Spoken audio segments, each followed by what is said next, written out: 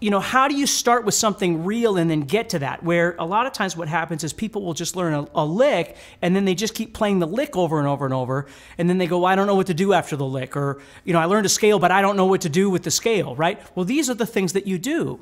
You've got to practice. Like if you've just learned how to play a scale, like let's say you've learned how to play E minor, wherever on the fretboard, right? So the first thing I have to do is I have to figure out, can I phrase with it, right? Can I break that scale apart to see that there's some notes that maybe connect to the E minor chord better than just all of them? Because the thing I was trying to remind people, I know this is a really silly thing, but if you just play everything all the time, then you're really not playing anything, right? If you just do everything all the time with no musical connection to what you're trying to do, it sounds like that. Now, that doesn't mean that it's impressive or not impressive. For me, playing isn't about everybody else. It's about me, right? It's about how I feel when I play, and what I like and what I don't care for and all that sort of thing.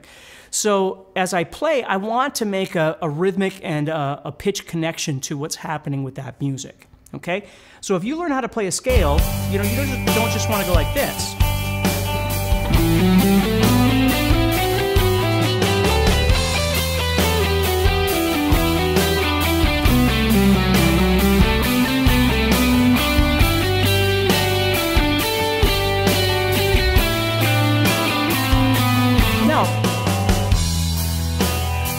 Again, I'm not making fun of that, okay? There's nothing wrong with that. But you can hear that there's less of a connection musically because I'm not thinking about my phrasing. I'm not thinking about trying to make a connection to the pitches of those chords, right? I'm not thinking about those things. I'm just playing through the scale, and that's what a lot of people do, and it's okay. I've done it too. What I'm trying to tell you with this, all this stuff that we're talking about, is this is how you elevate to the next level, is start making simple connections. You could do a little bit of that meandering, we can call that. There's nothing wrong with that. But then follow that up with something that connects.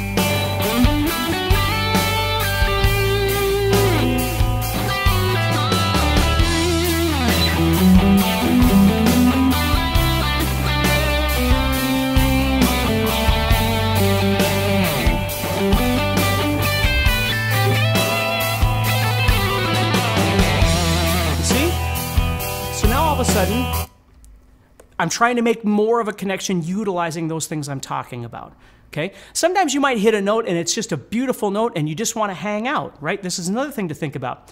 Do you always have to make a rhythmic connection? Do you always have to make a pitch connection? Do you always have to change when the chords are changing? I get these questions all the time, and the answer is no.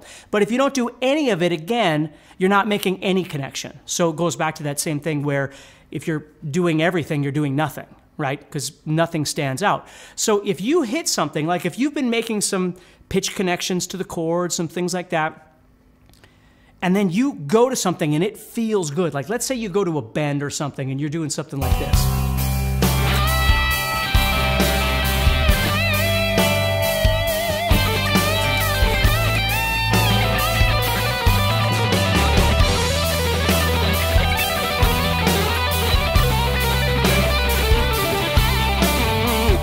Now you can see I've gone into a place where I'm playing a repetitive idea of sorts. I'm not doing exactly the same thing, but I'm changing it a little bit.